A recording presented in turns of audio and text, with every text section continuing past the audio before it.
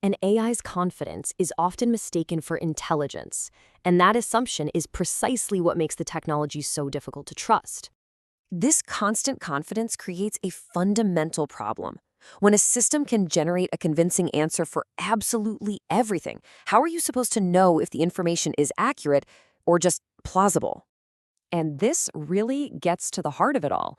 An AI's fluency, its ability to generate smooth, human-like language, is not the same thing as its accuracy. Sounding right and being right are two completely different things. This leads us to something called the AI trust paradox. The more human-like these models become, the better they are at hiding their mistakes inside perfectly structured sentences. So as they improve, they can paradoxically become less trustworthy because their flaws are just that much harder for us to see. Now, to really get a handle on this paradox, there's a story from over 100 years ago that serves as a perfect analogy.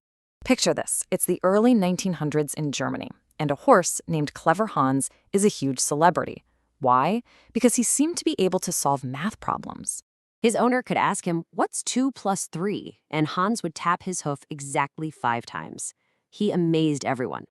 Of course, the claims were so wild that a psychologist named Oscar Pfungst decided to investigate. He wanted to know if this horse was truly capable of reasoning.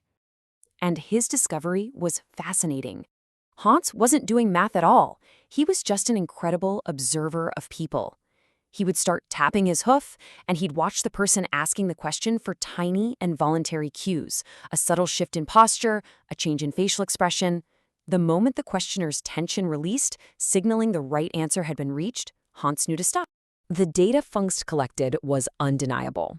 When Hans could see the person asking the question, he got the answer right 89% of the time. But when they put blinders on him so he couldn't see anyone, his accuracy dropped to just 6%. And this brings us right back to AI.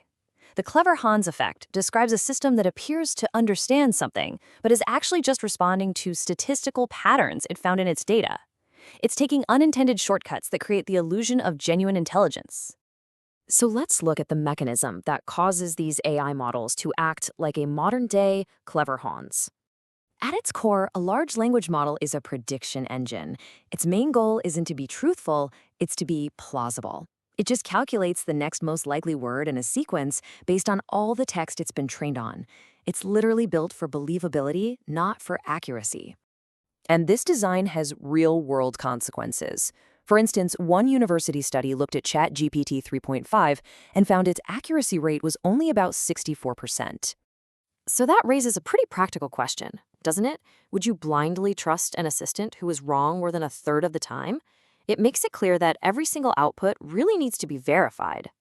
And on top of that, there's the knowledge cutoff. A model's information is frozen in time. For example, its training might have stopped in September 2021. That means it knows nothing about any events or discoveries that happened after that date, leaving this permanent gap in its knowledge. All these technical limits point to a much deeper, more fundamental difference between AI processing and human thinking. That difference can be summed up in one word: metacognition. It's our human ability to be self-aware, to reflect on our own thoughts, and most importantly, to recognize the limits of our own knowledge. It's how we know what we don't know. Think about how you process a difficult question. There's a moment of pause, maybe some hesitation, a bit of self-correction. That's metacognition. Current AI systems don't have that. They just predict, generate, and state, all with the same level of confidence, because there's no internal mechanism for self-doubt.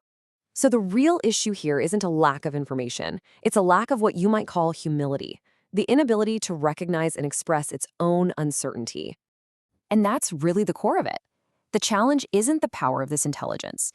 It's an intelligence that has profound confidence, but zero awareness of its own limitations.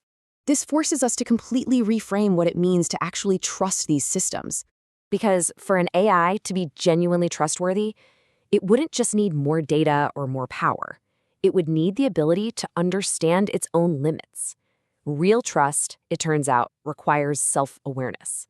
It starts with knowing what you don't know.